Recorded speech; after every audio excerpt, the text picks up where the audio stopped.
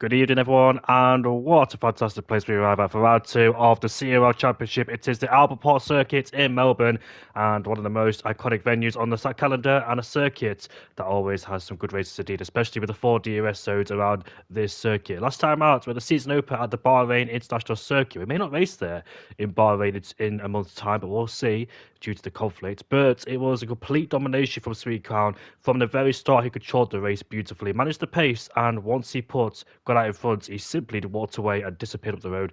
Nobody could live up to that speed here at Bahrain.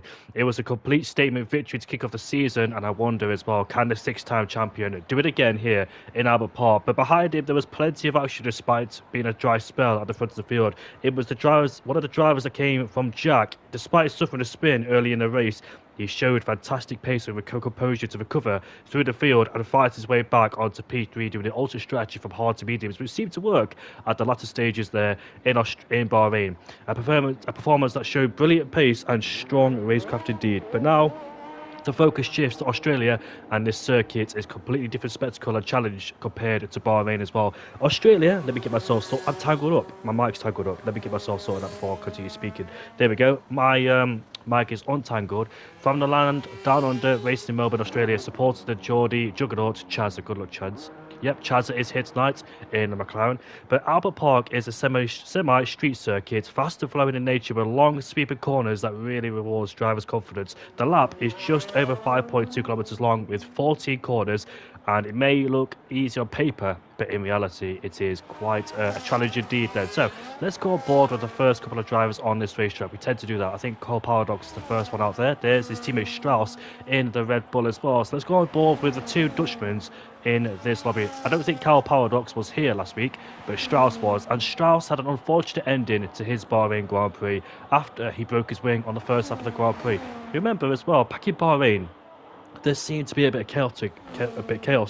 chaos down there as well towards turn one. About 4 or 5 drivers involved, so hopefully nothing major happens here. Remember back in 2023 when I think it was, who was it? Logan Sargent did the freeze, the 2 Alpines, Alonso and Sainz who made contact in towards turn one, and a late safety car red flag came out because Kevin Magnussen pushed the wall on the exit, and as a result got a puncher as well. But let's go aboard with Cole Paradox first to see how he performs in the Red Bull as we head around the final corner. Then the lap is opened up around here in Albert Park. Remember back in 2011 when Adrian Suter spun there because he opened the DRS too early and the car spun around. But on board with the Red Bull driver as he dives in towards turn one. We go, taking a little curve on the inside towards 1 and 2. Now the DRS again down towards this short straight in towards turn 3.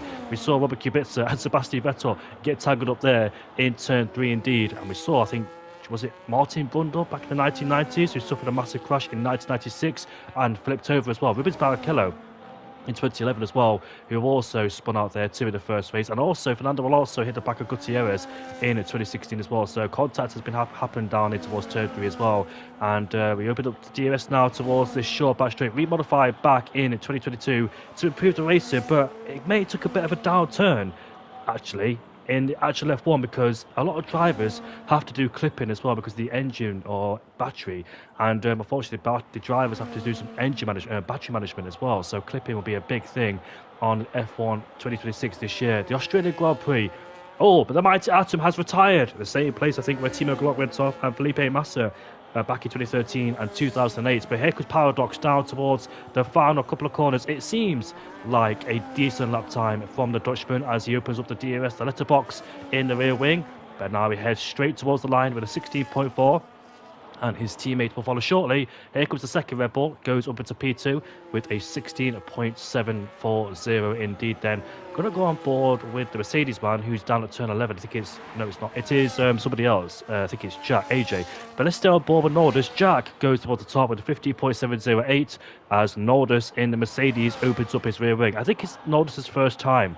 Maybe, because I wasn't here for season 13 and 14. So it's nice to see Nordis here on the grid in CRL. He's got the DRS open up. Let's see how he does. I know he's a very quick driver, so watch out for him. He could be a competitor up towards the field, but Nordis locks up going towards turn 11 there as well. It's such a heavy breaker zone indeed, and a lot of people have struggled there in the past as well. But here comes Nordis now towards the final couple of corners on this racetrack we go. We'll see how he does on his lap time, and now he makes his way towards the final corner. He goes with the DRS wide open up against the wall at the exit of the final corner, and here comes the Mercedes Norwegian. He goes up into P2 with a 16.2 in the Mercedes. The next one up is the Williams, and that is Demorts, who goes up into P4 with a 16.525 there for the Williams man.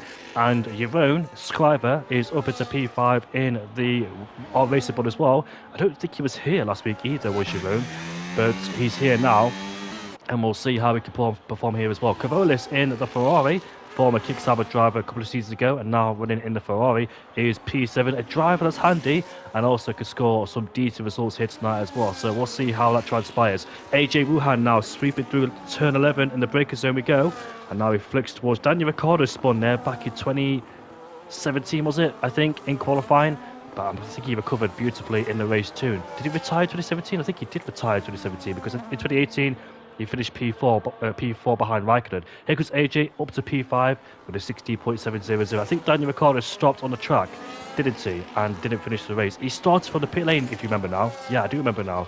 He started from the pit lane, but unfortunately his race was cut too short after a engine problem, which was the typical norm back in 2017-18 Verstappen or Ricciardo. I was watching back the 2018 highlights, yeah, and basically Ricciardo retired like 9 times due to an engine failure. No joke as well. Poor Ricciardo 2018 suffered the worst luck other than his 2 wins in China and the Monaco Grand Prix. Daniel Ricciardo has never stepped foot on the podium here.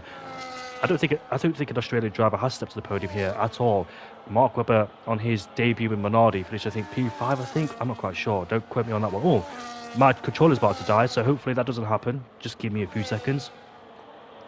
But Nathan JB was on a lap time, but I don't think he is then. He's harvesting the battery on the long back straight there. Let me see. Yeah, so my controller is on charge, and that's not good news, because I'm going to hold my controller in my hand now for a long time, which I don't want to do, because usually I put it on the floor. Not on the floor, but you know what I mean. But Sweet Clown, the 6-time champion here in CRL, is making his way now towards the final couple of corners on this racetrack. Mesk says correct. Was it the Daniel Ricciardo thing I said was correct?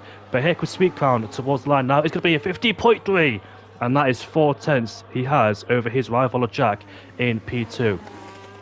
But Mark Webber in the Minardi was on the podium afterwards the race because he wanted to score. It was Minardi's best result, obviously, because Minardi, with Verstappen, and Justin Wilson and other drivers too, Minardi didn't really perform well at all, did they? So I think Alonso as well debuted here back in 2001, I dare say. I can't exactly remember now. He's been in sport for such a long time.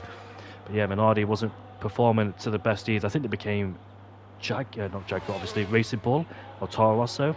They transformed over. But Mark Webber has never scored a podium either here at the Australian Grand Prix. He qualified second in P13 in 2013, but unfortunately dropped down the order due to a Kurz problem failure. Kimi Raikkonen won the first race of the season back in 2013, didn't he? And neither Red Bull driver, I didn't think, scored a podium as well. Here comes Chihuahua towards the final corner. The DRS is open for him in the Aston Martin, and we'll see how he does.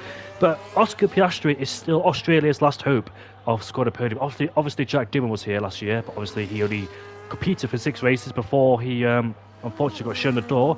And if you watch Drive to Survive, you'll see that how Jack Doohan was like treated really badly by the Argentinian fans. They were so toxic, death threats, etc. I felt sorry for Jack Doohan as well. And Chihuahua goes off the track, but still remains on it. The Aston Martin of Sebastian Vettel spun there, didn't he, back in 2022? Yeah, I think it was 2022. He had a terrible time here in Australia due to a problem in FP in practice, and not competing really for qualifying as well. So that was a terrible time for Sebastian Vettel in 2022 because he missed Jeddah and Bahrain due to COVID.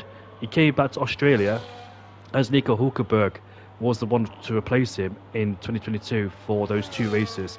And do you remember that missile strike as well back in 2022 in Saudi Arabia? It looks like Bahrain and Jeddah, the way things are going right now, will not be taking place and potentially be replaced by another track called Portimao and Imola. Portimao's back on the calendar next year, isn't it? And what an undulating and ovulation track. It's so twisty, and it's like a roller coaster, literally. Here comes Chihuahua, goes up into P8 in the Aston Martin, and AJ Wuhan is 3 tenths up in the Mercedes. He did not score a podium. Isak Kush did in P2. Isak Kush is not here tonight, and Jeroen has left the session. But AJ Wuhan is now approaching turn 11, the breaker zone, where we saw Fernando Alonso crash there back in 2011. But we'll see then how he does on his flying lap. Yes, of course, Oscar, but hasn't done it yet. No, he hasn't. He could have done it last year, but unfortunately he spun off down in towards 12 and 13 and 14 as well. But here comes AJ now towards the line. He goes up into P8 with a 16.504. Yes, of course, Oscar, but hasn't done it yet. To be before that, looking at Alan Jones and Jack Brabham. Yeah, potentially as well, the former Australian drivers indeed. But I really hope Oscar Piastri this year or this weekend can score at least a podium, because Australia hasn't seen an Australian driver on the podium for such a long time. And Australia was introduced in 1986, but that was back in Adelaide. Then they raced here in Melbourne back in 1996. So yeah, so this track hasn't always been around. It was first introduced 10 years later as we used to race in Adelaide. Guess what? Adelaide is back in MotoGP, but obviously not a really good track indeed. I miss Phillip Island, but the reason why Phillip Island has been replaced is the main MotoGP track because of the danger. Well, it's always been dangerous. MotoGP's always been dangerous. Think about what's that series called? It's something Island. Oh God, I can't believe. Is it TT Island? Where the riders go around on the island? I can't believe I forgot what it's called. I used to watch it. But Cole Paradox goes up into P7. I'm having a bit of a brain fart so far, but you need to remind me what it's called when the riders go around an island. Very fast indeed on the streets. But majority of people then, AJ Noldus is coming through turn number 3 right now. Through 4 he goes, and let's see how the Mercedes driver does against the wall, or against the curve, sorry. But escapes with it. He's still going, so that lap time is still counted as he makes his way towards the end of the first set to 1/10 down. So I wonder, will Noldus decide to back off? Nope, he's still going. I wonder if backing off may be the smart thing to do. Save the tyres, save the battery, unless, of course, he's got the fuel core fueled for 1 lap only. But it's actually annoying me now that I forgot what the series is called. Hopefully somebody can remind me in the comment section. Oh, Noldus! A 10th up in the middle sector, but invalidated in turn 9. And you can definitely tell on the limit there as well. I think if he goes for 1 more lap as well, he'll be very, very quick. There is time to find from the Mercedes man, considering he was down in the first sector. Found time in the middle sector. It will be awesome if it happened. Phillip Island is iconic.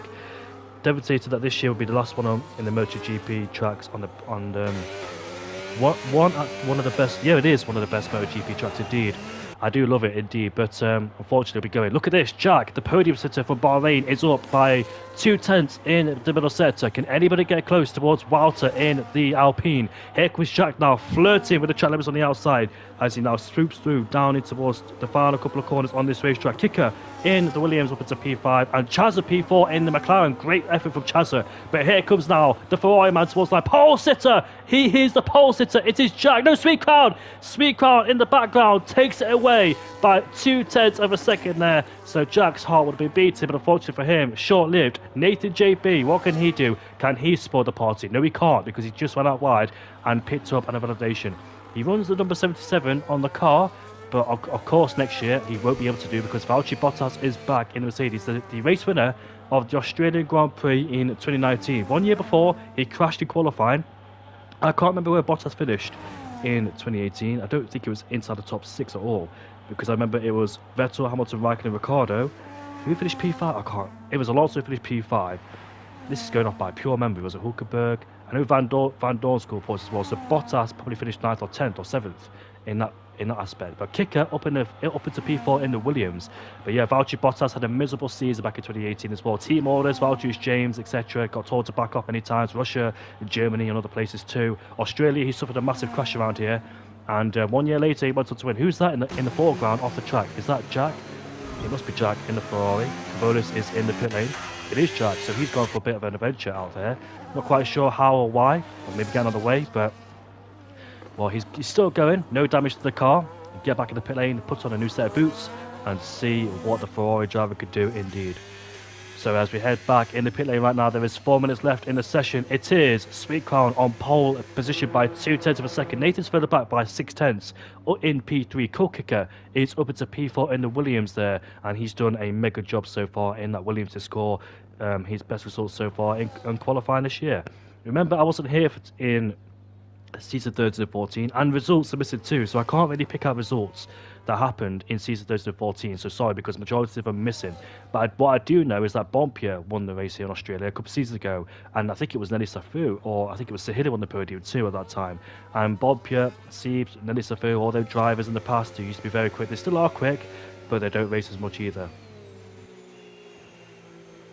I remember as well season, I think it was 10 or 11, when it was Nathan versus Jeroen versus Sweet Crown for the win. And what a spectacular day that was as well, because those three were going at it every single lap. And that's the glory around this circuit as well. That's the main highlights as well, because you can actually stay with the DRS range quite easily around here. It is a demanded circuit, and turn 6 as well.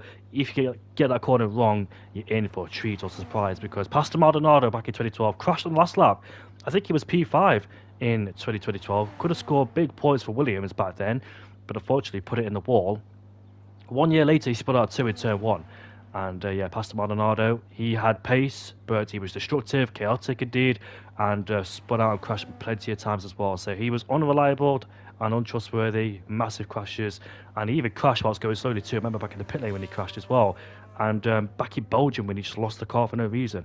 But Jeroen is now making his way towards the final couple of corners on this racetrack. Jeroen has struggled here as well in the past in CRL. He is lagging too, so he's also struggling with the internet. Hopefully it's not my end, because my internet has been a bit iffy too in the past couple of races or different leagues. But here we go then on board with Jeroen as he heads down towards turn 1 again. Let's see if he takes it. Full commitment, crank the car in, and he uses the cover on the outside too for good measure. DRS open once again as he heads down in towards turn 3 we go.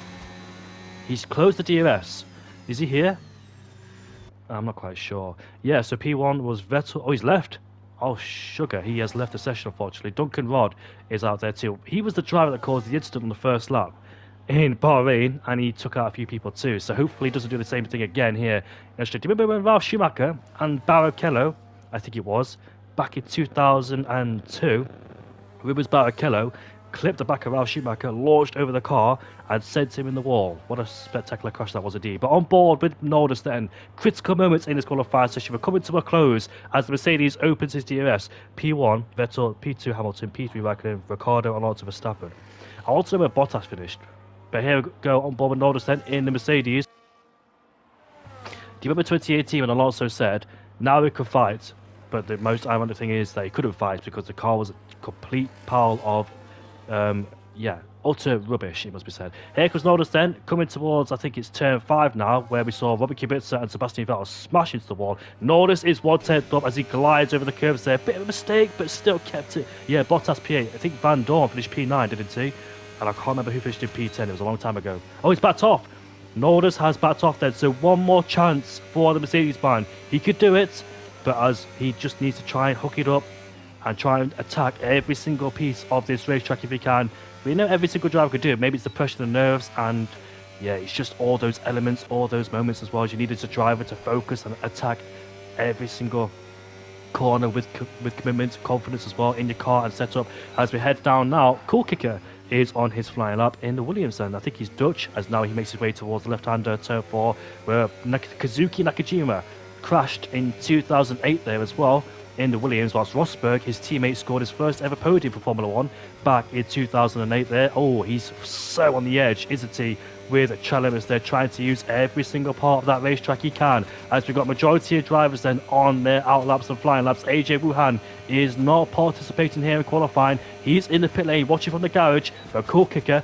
Oh, he misses turn 9 and messed up turn 10, and that's the main issue as well. If you mess up turn 9, you're guaranteed to mess up turn 10, and he messed up as well in the middle sector, so I don't think he can find any more time than his best with a 15.847.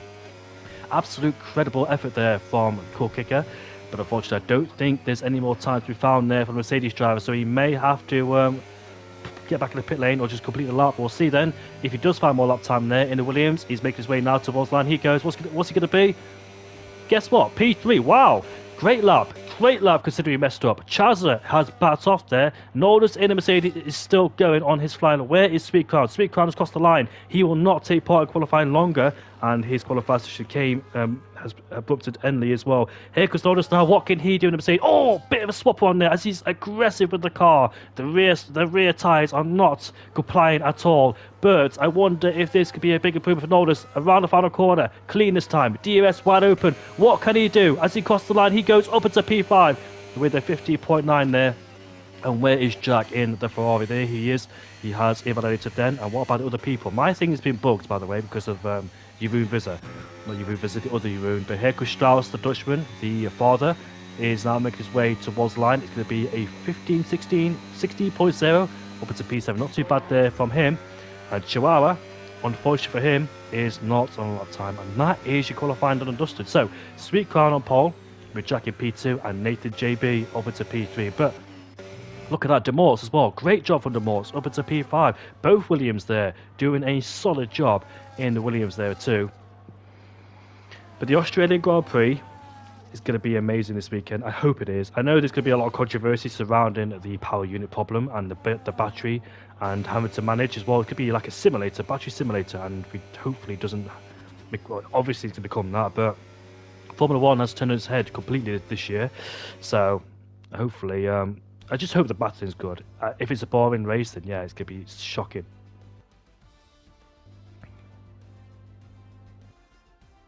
That is your qualifying. Sweet Crown on pole once again. 0.2 per second ahead of Jack in P2 with Nathan in P3. The two Williams drivers 4th and 5th. Norris in the Mercedes P6 ahead of Strauss. Charles Cole Paradox, both Red Bulls inside the top 10. AJ Wuhan P10 ahead of Sahelu, Cavolis and Jeroen and Fowl. Now, what we saw back in Bahrain, we saw Nathan and Jack go side by side in the first couple of corners, and that really compromised their race early doors because they were fighting so hard.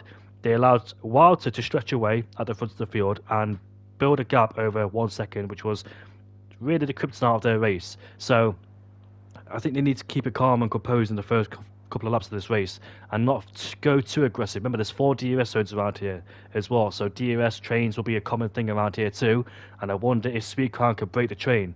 But we'll see what will happen here at the Australia Grand Prix. It's going to be an interesting one. We've seen first lap incidents before. Back in 2009, Kovalainen, I think it was Button and Webber back in 2009, and 2010 it was Alonso, Schumacher and Button. Button went on to win the Grand Prix because he put on the dry compound tyres early. Remember, he's super handful when it comes to mixed conditions. Vettel had a brake failure. He lost the car in 11.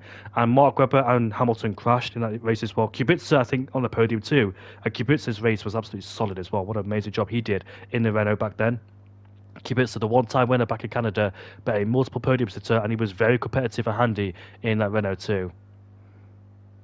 Came back in 2019 here in Australia. I think he clipped the wall, didn't he, out of turn 8 and 9 at the time. That little chicane. He hit the wall and had a puncture. And I think he still finished the race, but in dead last. Ricciardo broke his wing. But yeah, Kubica's return, unfortunately, wasn't meant to be because he just didn't have it in him. He did win, didn't he, in the Endurance Championships in the Ferrari, so he's still got it in him. I remember back in 2013 as well, that first lap crash was absolutely horrendous, but there were multiple cars going out as well. Nick de Vries, Sargent, both Alpines as well for good measure. A lot's happened in turn number 1 there as well. Do you remember the Red Bull driver? No, Felipe Massa, and I think it was Coulthard who made contact towards 1 in 2008. And here we are then with the formation. There we go. This track has plenty of incidents and chaos around here too. Jenson Button has the most wins around here with 3. 2009 in the Brawn, Mercedes, and Barrichello finished in P2 as well. And 2010 and 2012, the first race of the season in 2012, and Button won. And 2010 as well, I think that was one of his best races he had in Australia in 2010. And Raikkonen, Rosberg, Vettel, and Hamilton have got 2 wins each. I thought Hamilton would have had more wins than that. 2015 when he won, and when else? 2008. So 8 and 15 is when Hamilton had the 2 wins around here. I thought he had way more than that. Then Sebastian Vettel as well had 2 wins back in 2017 and 18 in the Ferrari as well. And Nico Rosberg had 2 wins around here. 2014 when he won for the first hybrid race, and 2016 as well when he won again for the first race of the season in Australia. I think Hamilton had a poor start. Vettel was catching him, but Vettel, I think, messed up at the end. It was a Ferrari one too, wasn't it? Ferrari leapfrogged ahead of both Mercedes, but messed up a strategy, which is ironic and unsurprising. You know, the safety cars can be a common appearance as well. Michael Schumacher holds the record. Yeah, he does. Yeah, oh yeah, he does. Of course he does. I forgot about him. 2000, 2001, 2 and 4. How can I forget? Sorry about that. I can't believe I forgot that. Of course Schumacher does. The record holder around here in Albert Park in Australia. 2001, 2 and 4. The dominant races they had. Can't believe I forgot about that.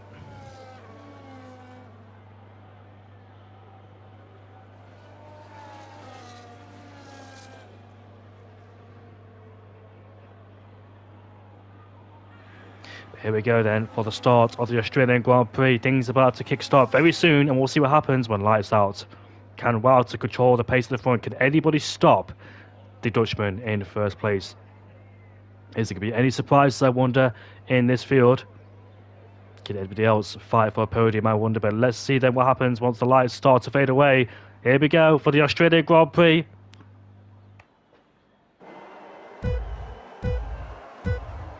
4, 5 lights. And we get racing here at the Australian Grand Prix. Speedcrown gets a decent start off the line there with the two Williams and the hardcore power tyres fighting side by side. Nathan goes up into P2 as we head down towards turn 1 we go. It is Nathan up into P2. The Williams there of Demorks gets ahead of Nordis. He's on the mini-comp power tyres. As we see, I think Paradox and AJ fighting in the background there. We're going down in towards turn 2 and turn 3. Seems like a clean start so far. We've got a Williams who's at the wall on the outside there too for good measure. As we now head towards turn 3 and turn 4 we go. The left-hander, it is Speedcrown who leads this race ahead of Nathan JB. Jackson P3. We've got a couple of people on the hardcore power tyres then in this race, and we'll see how the strategy goes. Usually it's medium to hard, but once again, Jack and Demorts going for the hardcore power tyres. They liked it, but look at that. Speedcrown is trying to pull away before the DRS is open, but can Nathan just try and stay in contention there because he knows that Speedcrown, if he pulls away, that could be his race over already because Speedcrown's got some formidable pace. The raw speed of the Alpine is so immaculate indeed. It's just so difficult to stay within DRS range there. As Jack in the background is 1.2 seconds out of DRS there against Nathan JB then, so struggling to keep up. Although he's on the hardcore power tyres, do not forget about that one because the hardcore power tyres will come to their own towards the latter stage of this race then, as Chaz, I think, gets at a cool kicker. Had a terrible start, dropped 5 places there, so got swamped by the field. What am I doing? This is bad for me. I'm losing coordination already. There we go. I'm trying to get this graphic up, but it wouldn't let me. So it is then Speedcrown who leads this race by 9/10 of a second ahead of Nathan JB in P2. But as we can see, the Aston Martin of Sahilu is right behind their Cool Kicker. So Cool Kicker has had a bit of a stinker on the first lap of the Grand Prix and now under immediate pressure from Sahilu right behind as well.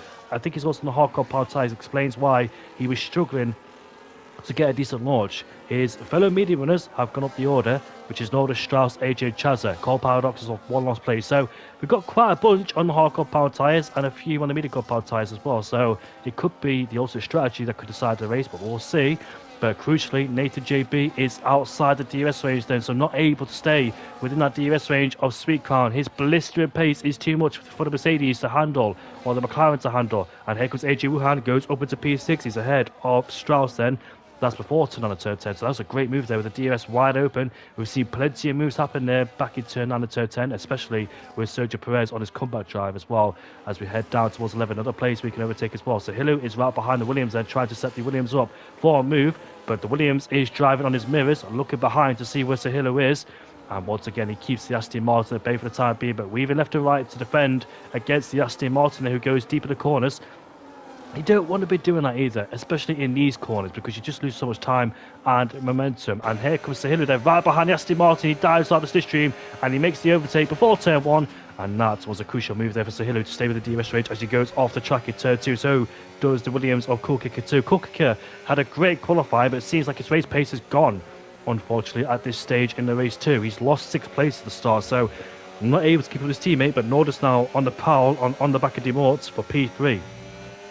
Nordis is in a bit of a conundrum in P5 because he's stuck behind the 2 hard runners. Oh, he goes deep as well in turn 6 for good measure.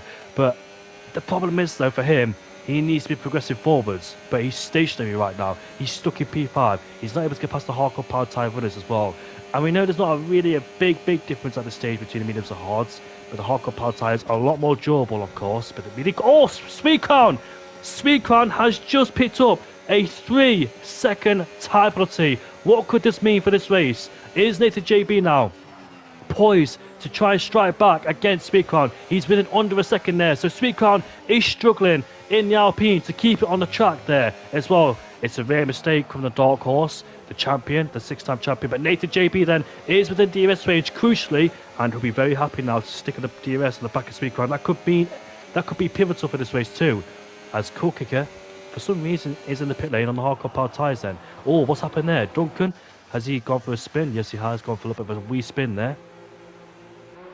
Right then, so quite a bizarre... Oh, no, it's not. Sorry, I thought it was a scheduled stop, but no, it's a change of wing. So into the pit lane comes Cool Kicker to change his front wing, and that's why he struggled then. Oh, I think he was the Williams that hit the wall, didn't he? He was the Williams that hit the wall before turn 3, and that explains the front wing damage change then. So my apologies, I didn't see that, but unfortunately he has sustained damage. But Nathan JB, they're desperately trying to stay within DRS range of Speedcrown. Both drivers obliterating their battery to try and stay ahead and stick within each other's DRS there too. But behind us, that's Nordis, who's super close, but not close enough to go down the inside of Demorts in towards Nano turn 10. It's so risky when you perform a move down the inside, but we've seen it before. I've seen a double overtake happen at turn 9 before, and it's spectacular. Every single time a driver makes a move in towards 9 or 10, they've got to be brave, committed, precise, accurate. You need all those elements together to execute the perfect move, otherwise you're off the track. Kevin Magnussen back in 2022 went straight off the track there as well after he tried to overtake somebody and failed, and just went straight over the grass there too for good measure. The most critical, let's look at the track as well in P3. The most critical thing for him as well, he's not losing time. He is actually performing some good lap time. He's not dropping away massively either. There's not a big field spread between second and third place. The gap between Jack and Nathan is 1.3 seconds. And the longer he could do this, the better for his race as well. So Jack in P3 is starting to develop some really good pace.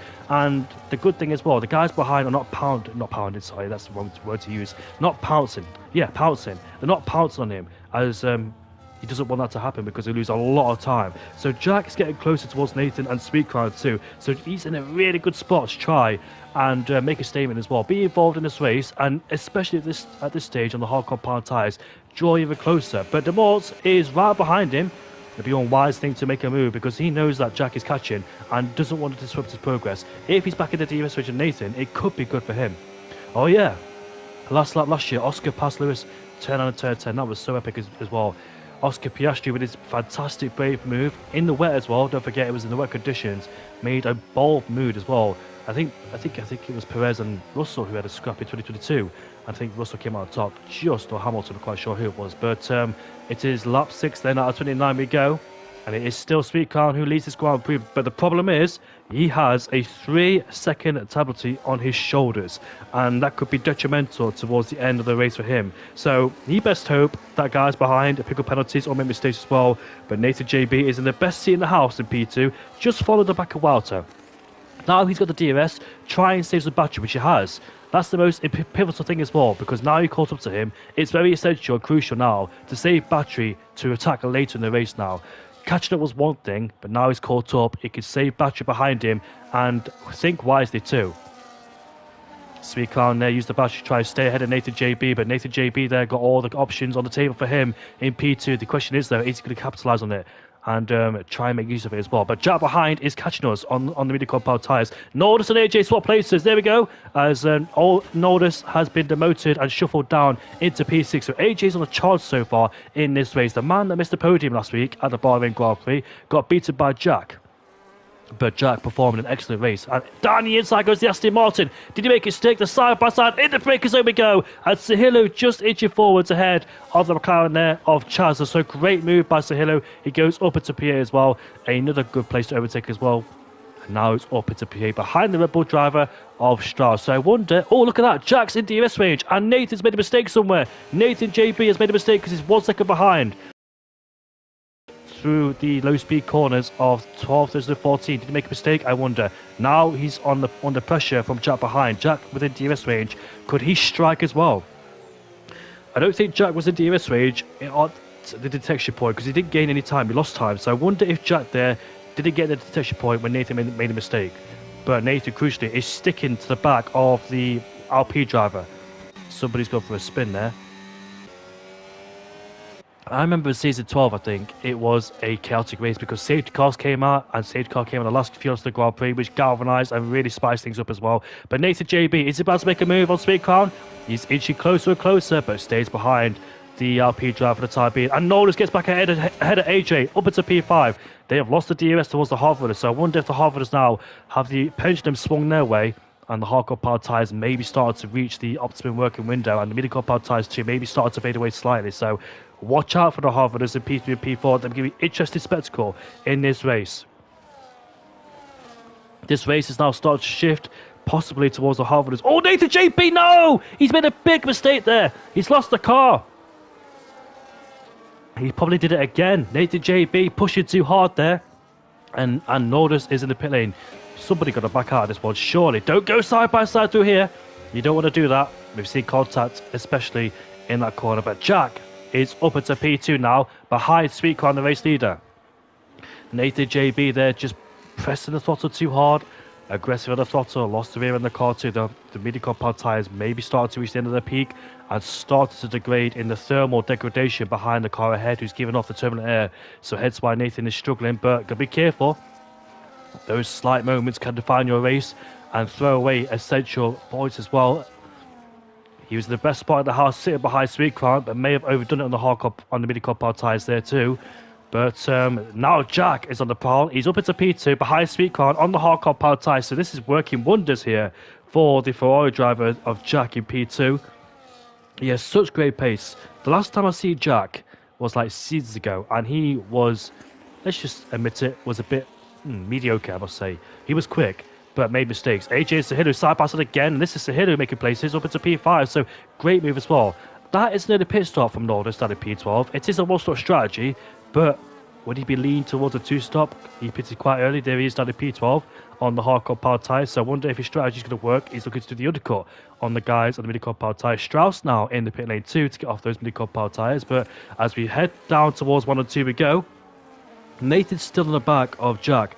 He has still got the DRS there, so just try and be careful if you can. I know the midi-car power tyres have started probably to scream as well at this stage of the race, but he's still lacking in terms of consistency there, and you can see him just losing the car in turn 3. Went deeper towards turn 3 as well.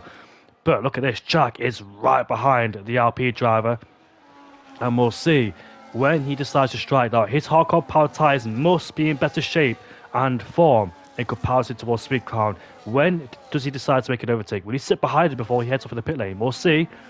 He made the strategy work last week from hards to mediums. Remember, he spun in the final corner at the Bahrain Grand Prix. Oh, Jack there, just taking too much curve on the inside of turn 10, like Button did on Vettel. And I think Button sustained a penalty for that in 2011, was it? And I think it was, who was it?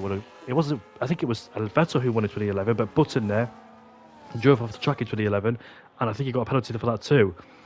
But here we go towards the final couple of corners on this racetrack. We can see Jack right behind. If there's anybody behind us, think about a pit stop because they're tired. Oh, Jack, don't do the same in Bahrain. Oh my goodness me. He almost lost the car in the final corner there, and it could have ended in spectacular fashion for Jack in the Ferrari. Just pressed the throttle pedal too early there for its liking and almost went for a spin, but kept the car pointing in the right direction. I think the last time I saw somebody crash there was like 2011 when Adrian Sutil spun in with the DRS wide open. I can't exactly remember if anybody's actually smashed in the wall. Oh, Carlos Sainz there in 2025 who spun in a bizarre way.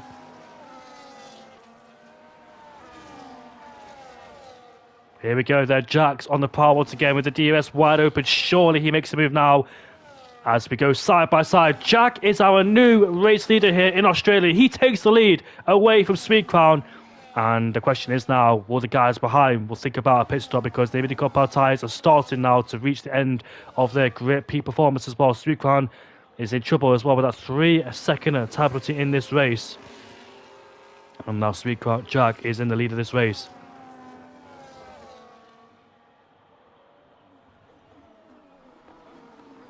Will Sweet Crown and company behind us decide to pit? Nope, they're still stretching, but look at Sweet Crown. He has had a shocker of an exit. He is really struggling on the midi-car power tyres. He really wants to extend on these midi-car power tyres to have the best lap towards the end on the hardcore power tyres. Vice versa too. he just lost the rear in the car as well. Maybe distracted by the turbulent air because he's not been used to being sit behind somebody until this moment in this race and had to feel the effects of the mini compound tyres. He goes a bit deep as well. Norris has now set the Verstappen Grand Prix. Will he do the undercut on the guys ahead when they make the pit stop, I wonder? How far is he behind these guys who are on the old hard compound tyres? Let's have a look right now.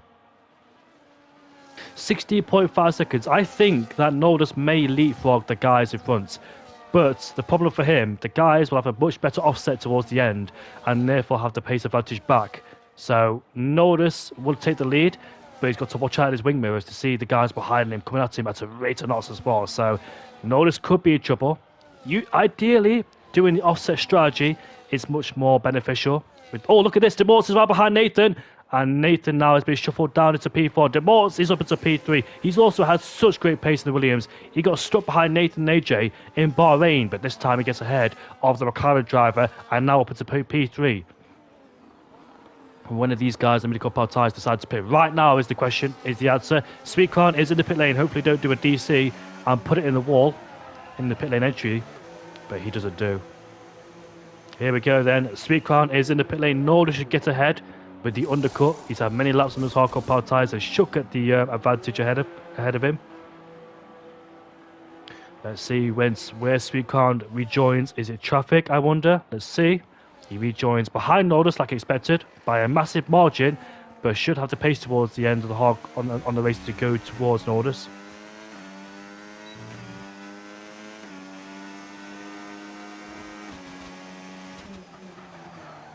So he's rejoined now in P9. There's still quite a long way to go in this race, of course. Lap 12 out of 29. Cole Paradox and Farrell has been shuffled down as P15 on the hard compound tyres. He rejoins. Cool Kick has left the session, but Farrell there is struggling to make turn number 1. Yvonne is right behind Chazza. Here we go then. He overtakes him. It goes up into P5 and ahead of the McLaren. Jack, no! Oh dear me. Jack has been playing with this look too many times. Is that the same place? Is that turn 10? Yvonne also picks up a penalty, but Jack, we've seen him multiple times attack the curb in turn 10, and now he's picked himself up a 3-second tablet. He's struggling too on them hard compound tyres, locking up massively. Nathan JB is not pitted. Did he pit? Yeah, sorry, I thought he went to add again, but Nathan JB is in the pit lane. Oh my goodness me, Nathan, why? Why have you done that? Oh my goodness me. Well, Nathan is definitely not winning this race, and that is a big race killer. You pick up a 10-second penalty, it is done for you. The race is completely thrown away. Sweet Car goes through up into P8, so he goes in the Alpine, but Nathan JB has completely thrown this race away now. There's no chance for him to win this race unless the safety car comes out, gets rid of the penalty, but I doubt so. Oh my goodness me. The amount of times I've seen people throw away a race by speeding the pit lane, I'm not quite sure. I know why they want to attack you, but you got to play it safe in the pit lane. I've seen championships lost due to it as well. But what a shame there for Nathan. He'd be absolutely fuming now that he's got that 10-second penalty added to his weight.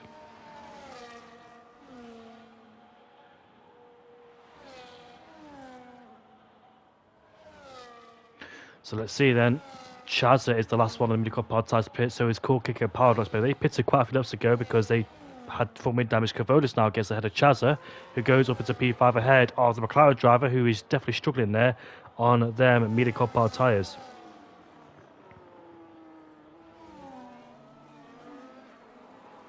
I tell you what though, Sahilu's had amazing pace. He finished P3 here in Australia, I think 2 seasons ago, and a few seasons ago as well, because he did the ultimate strategy from hard to mediums. He has had 2 podiums or 3 around here in Australia, and he's used to pick up here as well. He's actually caught the leaders despite being so far behind as well, so that's a mega valiant job there that Chihuahua's managed to perform. And Norris has overtaken Kavolis as well. Let me go on board with him. Yes, he has.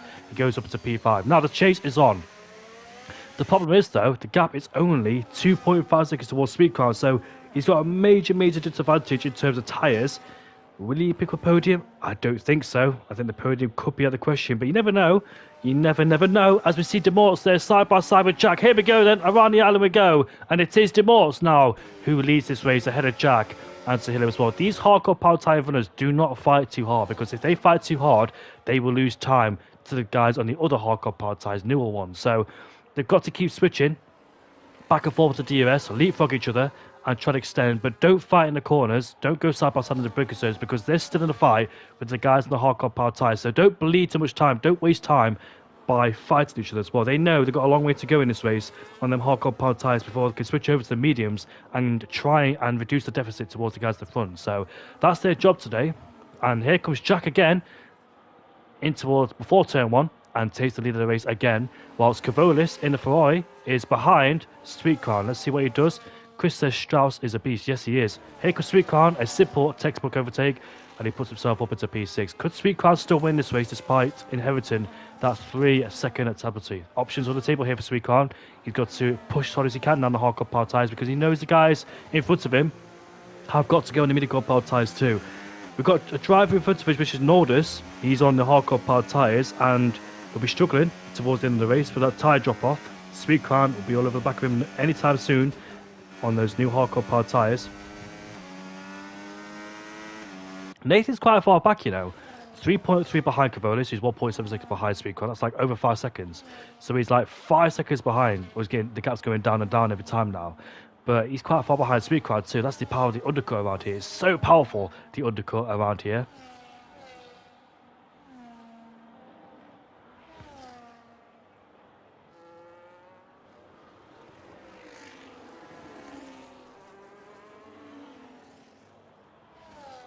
Quiet in this race for the time being with the top 3 just tagging along with each other and trying to extend this still on the hardcore power tyres, waiting to go on those grippier medium core power tyres towards the end, and their pace will be absolutely mighty. About lap 18-19 they should pit, maybe late, maybe earlier, lap 17, but we'll find out when they decide to pit.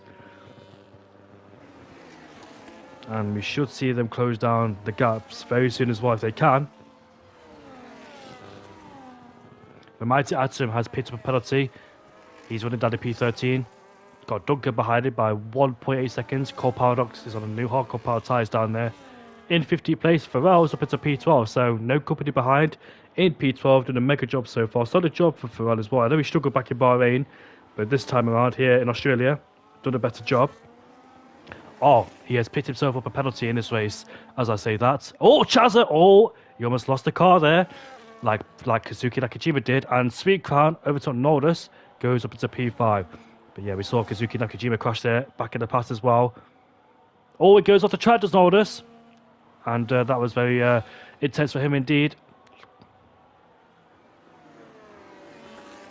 Timo Glock's spectacular crash there back in 2008 when he was bouncing all over the way as well for good measure. That was a scary crash indeed.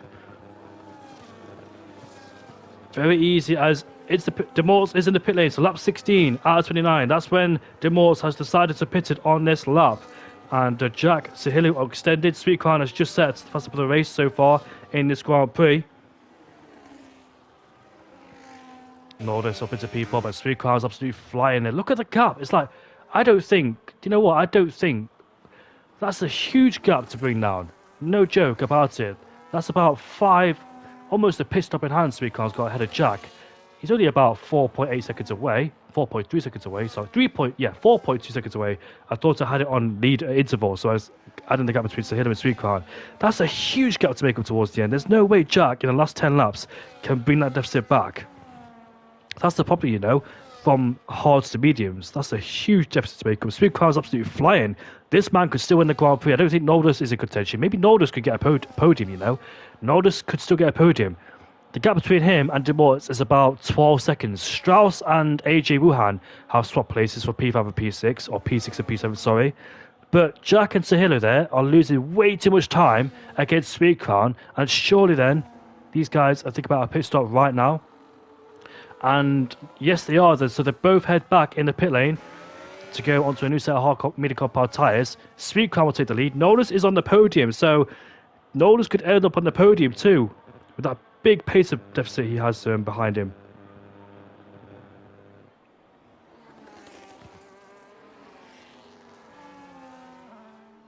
Here we go then. This is the phase of the race now. I forgot that Jolie Palmer as well crashed in the final corner in Australia in 2017. That was a massive crash Jolie Palmer sustained as well. I've tried to remember the crashes around here as well, because there's been a lot of them in previous races here in Australia too. But now Sweet Crown leads by 1.8 seconds. I don't think Noldus could stay under 3 seconds, considering there's a massive tyre advantage between him and Sweet Crown. So I think the win's out of the question. I think Noldus' big challenger could be AJP4. The gap is about 4 laps in between tyres. The gap's about 8 seconds. There's 11 laps left to go in the race. Demorts and Jack could be a challenger, but that's a huge pace loss to make up as well, especially getting through Strauss, AJ, and Nathan. Noldus got to make sure he doesn't make mistakes and survive in this race too. It's all about survival now for Noldus. Hoping that the guys behind don't catch up at a rate of knots either. Nathan's behind us, but he's on newer tyres as well. So let's see if Nathan's got a penalty as well. A 10-second penalty, don't forget. So he's definitely out of the equation for a podium. But this race, all of a sudden, has been brought back into the hands of Sweet Crown, the championship leader, the 6-time champion. He's a 6-time champion for a reason, and today proves it as well. No matter what things throw at him in this race or anywhere else, he just somehow manages to put his wrongs to right and rectify his mistakes in the races. There is 10 laps left to go in this race, and the main people we are watching out for is Demorts and Jack in 6th, 7th and 8th place, and Sahila too. Don't discount him. They need to be rapid towards in the race. They need to gain about over a second a lap to get Noldus in P2. So that's their target here for tonight if they want a podium. Let's look at Noldus' lap time. He's got one warning, a 20.4, and Demortis' last lap time is 90.5. That's 9/10 of a second. That's not enough to gain on Noldus. So he needs more than that if he wants to gain on this Mercedes driver. But Demortis is up into P5. Oh, here comes the Florida Jack. They're side by side with the Red Bull. Let's see if Strauss puts up a nice defense. He doesn't, so 2 people go past. And Demortis is up into P5. Strauss goes off the track as well for good measure, but keeps it on the track. Well, keeps it within the white lines as well. But now Jack and Demortis, they've got to push as hard as they can. They need mighty pace. They need qualifying laps all the way to the end of this race if they want a chance at least for a podium. Noldus is in the pit lane. Noldus has pitted off those hardcore power tyres. He's doing a 2-stop strategy and he goes onto the hardcore power tyres. I thought, well, it's a definite 2-stop there for Noldus. I thought he could take those hardcore power tyres towards the end, but the answer is no. And unfortunately for him, he will not take those hard towards the end. He rejoins the P10 and he has a brand new set of the hardcore power tyres to his name. Well, it's going to be a mighty chase from there. Now, who is going to end up on the podium? I think Demorts is, because Nathan's penalty towards the end. So, Demorts and Jack probably won't because of that penalty. Demorts can definitely gain under 10 seconds against Nathan. AJ Wuhan could be in the podium too. What an effort from AJ Wuhan. 7th place, boy, starts in P10 with a dismal qualifying for him. Oh, Demorts and Jack are swapping places, and Jack goes up into P4 ahead of the Williams man. Nice move there. I don't think these guys could surely gain against, well, maybe AJ, but definitely not Sweet Crown. I think the win is definitely out of the contention here. So it's all about the podium now for these two. And Sahilu, don't forget Sahilu. We still need to make up the podium here as well. So Sahilu is still looking for a podium around in Australia. He's gained about 2 or 3 in the past before. And Demortis goes wide there, which will give all the impetus Sahilu needs to get closer and closer towards the Williams driver. The Williams under massive pressure. Strauss now is also in the pit lane too to get off those hardcore power tyres, so they don't have the clear confidence to make it towards the end of the hardcore power tyres. Ideally, around this circuit is a one-shot strategy, but others think differently. And we don't know if those hardcore power tyres could have gone to the end. I think they're looking for safety rather than aggressiveness, in my opinion. But a credible effort there, it must be said. I was hoping that Noldus could get a podium here in Australia, because it would have been nice to see the Norwegian on the podium, but unfortunately he will be on the podium here tonight.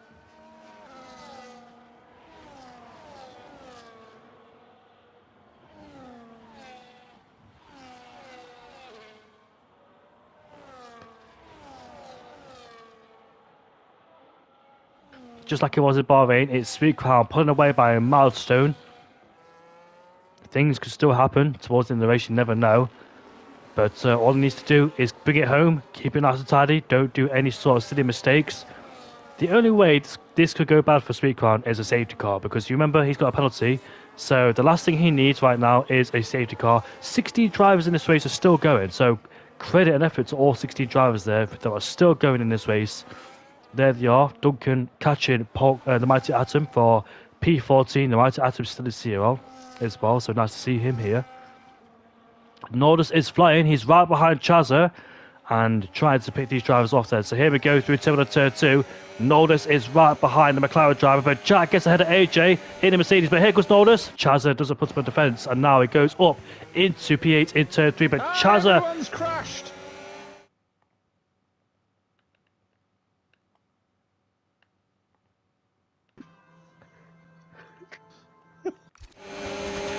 I am so sorry if you heard that. I'm very, very sorry. I left the party open and 5 people joined at once. But AJ Wuhan now on a massive pressure from Jack right behind. And here comes Jack. Oh, I thought we were going to go side by side towards turn 10. If you guys heard that, I am very sorry. I'm in the game chat right now because some idiots joined my party, but I'm an idiot for keeping on open. So my apologies. I was in a massive rush, sorry. So please ignore that. Luckily, I left the party before other people joined. Well, people did join, but they didn't speak, so I'm really glad they didn't. And those people are idiots. But here we go then. AJ, look at this. Got loads of cars behind him. This is for a podium. Demortos and Sahilu do not have a penalty. Jack does. So he's definitely out of the equation for a podium here at Australia. So AJ's got a lot of work to do to keep these guys behind if he wants a podium. But look at Sahilu. For 1 second, I thought he died down the inside. This is an intense battle for the podium positions here in Australia. What a fight this has been, and what is going on right now as we head down in towards turn number 3 we go. Not close enough to make a move on the inside, but AJ will be under massive pressure. How on earth did he get back ahead of Jack? But stupid me missed it because of all those problems I had earlier on. But anyways, that's enough for that now. Let's focus on the future. Jeroen's not too far behind. Look at Nordus too. He's in P8. He's there too. So Nordus could be involved if he has the pace to catch these guys. There is still about 6 laps left to go in this race. I'm fully excited. Here we go then. The Sauber spun like Gutierrez did back in 2013, but he spun and crashed there back in 2013 in the wet conditions. Here comes Jack side by side with AJ Wuhan, and Jack goes around the outside there to take P3 away. But remember, he does have a penalty, and Demortos in P5, side by side now with the Mercedes driver. Let's see what he does. He tries to go around the outside there. He won't get through there, unfortunately. As he does a massive spin. And here comes Demortos down the inside too. Not a massive spin, massive wheel spin, I must say. Demortos, he needs to get past right now. He can't afford to lose the DRS at the back of Jack. And AJ is getting a massive headache.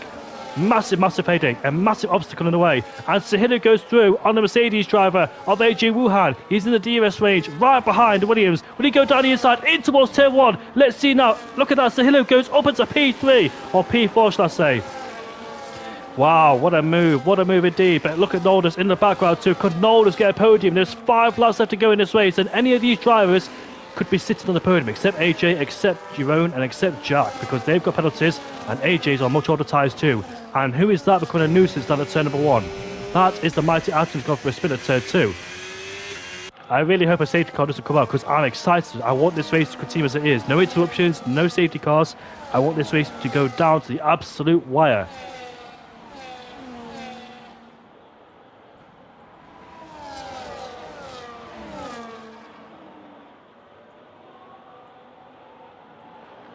I had a nice drink as well, because as a solo commentator, you need to remember to drink as well, because you're talking all the way through in this race, and I was a bit dehydrated, as you could tell. Here comes Mercedes down the inside. That is Nordus. Oh, Contab is doing this too.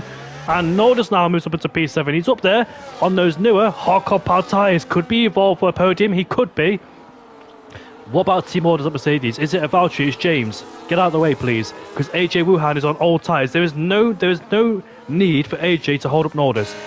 If he's, yep, there he is then. There's the swap, orchestrated. It's common sense, and it's a wise thing to do. Thank you, says Nordus, with the DRS wing open and closed. Remember as well, Nathan will be on the podium due to that 10-second penalty, and Jack won't be. So there's 2 more spots open for the podium for Sahilu, Demortos and Nordus. Which one of those drivers will get a podium? Nathan is catching sweet corn, which is nice to see, but of course he won't finish in P2. Here is the penalty situation. Nathan's got a 10-second penalty to reiterate in the race. So Jack won't be on the podium. Speedcar will win this race. He's too far ahead. But Sahillu, Demorts and Nordis, they've got a massive chance. I thought Nordis' strategy was a blunder, but excuse me, what do I know? I'm a commentator, not a racer. But Nordis, well done to him, incredible effort. But he's still got the hard work to finish on the podium. He's still got to perform a move against Sahillu and Demorts. And Sahillu and Demorts on those mini-compound tyres maybe started to reach the end of their peak performance too.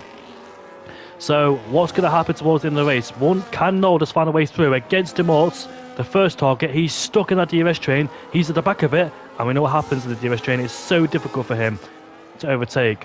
And Jack struggles at the final corner. If Nordis wants a podium, overtake at least Demorts, and it should be done because Jack and Nathan's got a penalty to contend with. So I don't know if Nordis knows that. Maybe he doesn't know. But look at this then. AJ Wuhan, who is struggling in those hardcore power tyres, pitted quite early in the race too. And he's got Yvonne right behind him. Those medium runners are starting to... Oh, where's Yvonne? Yvonne has done a Barrichello and Alonso too and gone straight on there. What on earth happened there? He just went straight off the track. But Nordis is right behind the Williams driver of Demorts. Or Demorts goes off the track. That could be a warning for him as well. So watch out for those track limits. But look at this. Nordis is using the battery. DRS wide open. And Nordis goes up into P5. He's ahead of the Williams driver.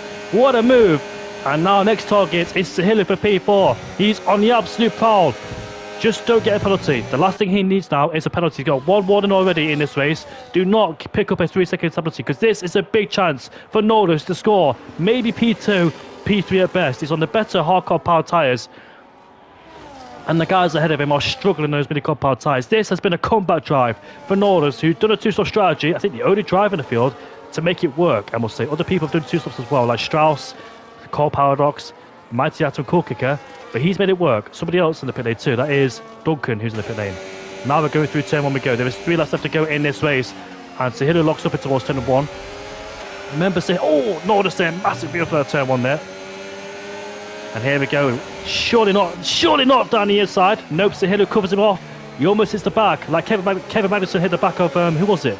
Was it Felipe Nasser back in 2017 hit the back of? Or Marcus Ericsson in towards turn 2? But Nordis now, he knows this is a big chance for him to leapfrog the guys ahead who are struggling on mini-compound tyres. We're coming through turn 6. Not the best entry either. The understeer is still fortunate for him. But look at that. Giroud visits left the session again. Oh my goodness me, he has been fighting with his internet. But here we go then, on the back straight we go. Here comes Sahillu side by side with the Ferrari driver going through turn 9. He swoops on the outside to take away P3. What a move there from the Aston Martin driver. Great move indeed. And now Jack under pressure from the Mercedes behind. Here we go, down into towards turn 11 we go. Nordis on the inside of Joel is so tight going down there. And before it goes a bit deep in the corner, Nordis muscles his way up into P4. What a spectacular move from Nordis in the Mercedes. Oh, Jack, down he is, and again he locks up. When they make contact towards the corner, there's still wheel to wheel, but Nordis has the outside line. And Nordis there remains in P4, but Jack is not giving up just yet. And Nordis is going to be so frustrated with this move. Wondering why the Ferrari driver is fighting as he is as we head down towards turn 1 we go. Right the outside and towards 1 we go. Contact, and the Ferrari goes off the track there. Wow, what a fight that was as well. It's too tight to go down the inside towards turn 1. Felipe Massa and David Coulthard made contact towards turn 1 trying to go side by side. Coulthard broke his suspension. Massa was out of the race too. Massa encountered many spins as well in Australia. It was a bad race for him indeed. But can Nordis catch up towards the back as Jack has gone for a full spin now, so his race has been destroyed. Race has been ruined, unfortunately, for him. Look at this then. Demorts is right to the back of the gearbox of Nordis in the Mercedes then, so will he be able to perform a move and leapfrog the Mercedes back in towards turn 9? He's getting closer and closer. He's getting closer. Will he make a move? Always too far behind. No, he does not. So Nordis then should definitely get a podium now because Nathan in P2 got a 10-second penalty. He can't remove because he's spinning the pit lane as Sahillu has a massive lock-up. Maybe in these corners, Nordis is able to get closer and closer now towards Sahillu and break away from Demorts because on the better hardcore power tyres, I thought for 1 second Nordis' race could have been ruined as Demorts goes super deep in the corner now as he's absolutely compromised as he goes on the final corner as he's bogged down as well for good measure. He's got nobody behind him, so he's safe for P5 for the time. But this is the last lap of the Grand Prix here in Australia. What a race it's been. Spectacular race in Australia. We've not had a fight for the lead of the race since the main stages. But Sweet Crown has delivered some beautiful, immaculate racecraft from the Dutchman. Absolutely flawless once again. Even though he's got a 3-second tablet, he's managed to back it up and builds the pace. And look at Nordis, he's right behind Sahil too, so the battle for P3 is not over just yet. Both drivers, both men will end up on the podium. We're swinging towards turn 6. Look at Sahil struggling with understeer too. Nordis is right behind with a great exit. Can Sahil stay ahead and get a P3 on the road? Here we go then, the DRS is wide open for the Mercedes driver Nordis. Is there one more driver to take in? He is not using the battery. He's probably trying to set himself up at turn 9 and turn 10. Thinking, good thinking for him as well, because he's got much better tyres. But now Nordis used the battery there as well. DRS is enabled. Can he make one more last lap attack against the Aston Martin driver? We're heading down towards turn 11. Can he go down the inside? Oh, it's so tight there. Locks up, but doesn't make contact. Crucially, yourself a P4 or P3 on the road. But Sweet Crown, the Dutchman, once again, his second win here this season. He wins the Australian Grand Prix. What a race for him. Nathan JB on the podium, but he won't be on the podium because of that penalty he has. But here we go towards line. Sahilo and Nordis, the two men, will finish on the podium in second and third place. What a great drive from both drivers. I'm so happy with both of them. A great race again.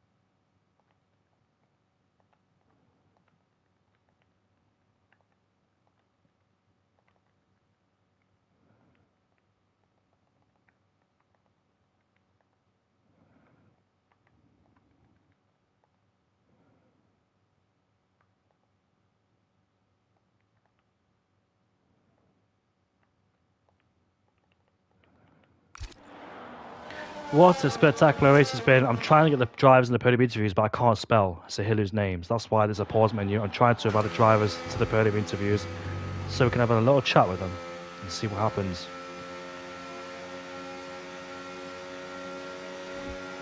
I can't figure out how to spell Sahilu's name. It's so frustrating. C-I-Y C-Hilu with an underscore.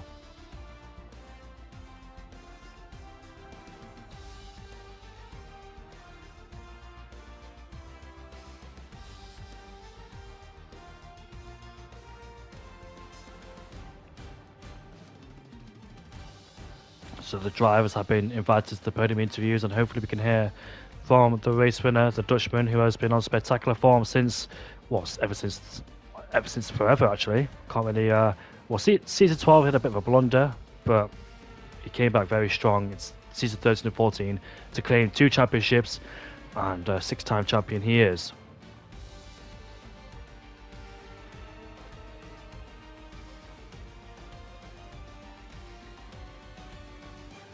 The drivers have been invited for the podium interviews, but I don't think that they're going to join.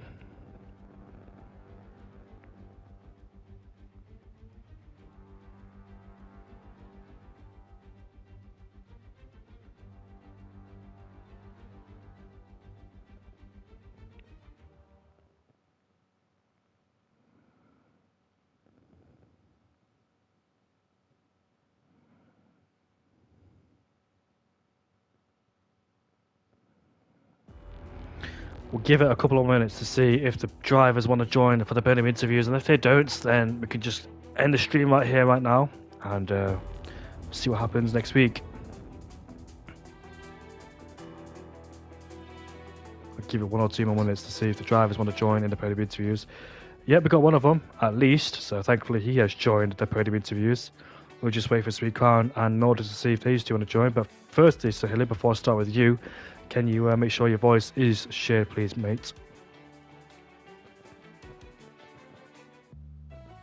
I think your voice is muted. I think it is. We'll just wait a couple more minutes to see if the guys want to join. But I doubt Sweet Crown. He doesn't do podium interviews nowadays, so it's a shame. But it is what it is.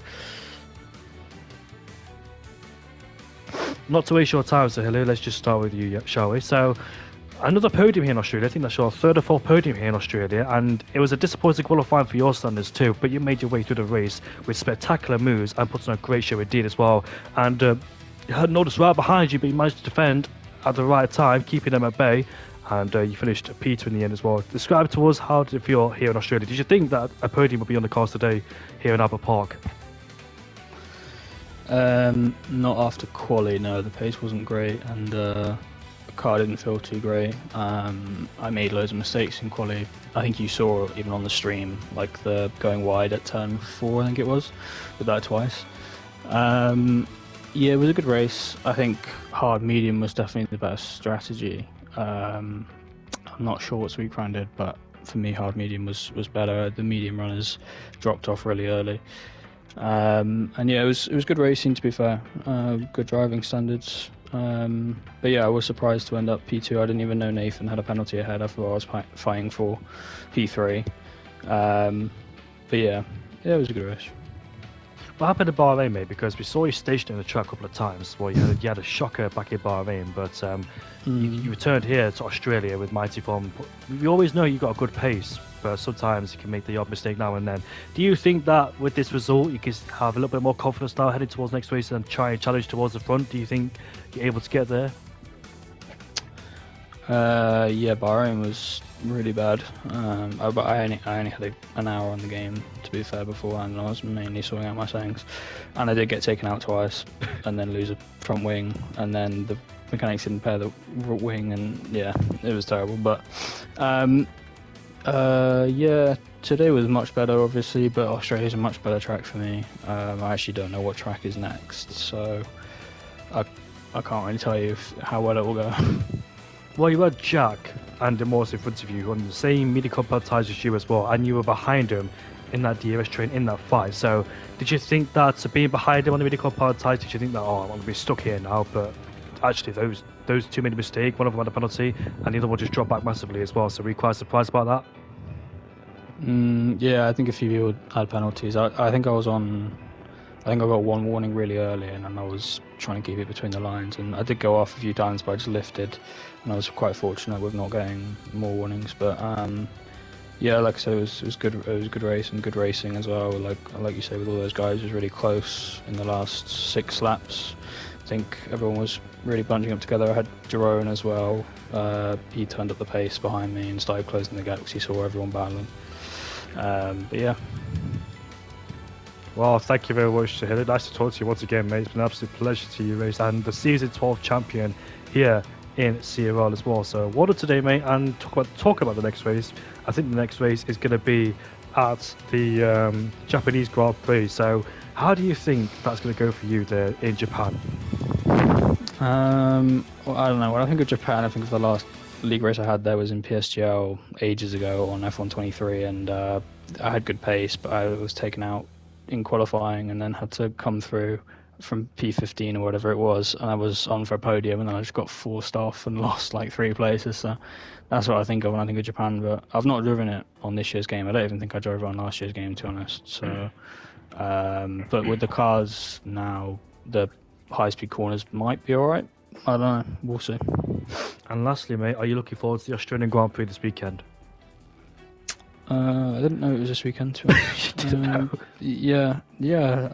I was going to watch it this year, but then pre-season's not gone well. But I don't know, I'll watch the highlights and yeah, maybe keep up with it. Well, thank you very much, mate. It's been a pleasure to watch you race, and congrats on P3 water today. Yeah, thank you, mate. Well, that's it for the Australian Grand Prix here in Melbourne. That's round 2 done and dusted. We move on to the land of the rising sun at the Japanese Grand Prix for round 3. Join us back the same time next week at 8 o'clock on Thursday for Tier 1. See you all later. Goodbye for now.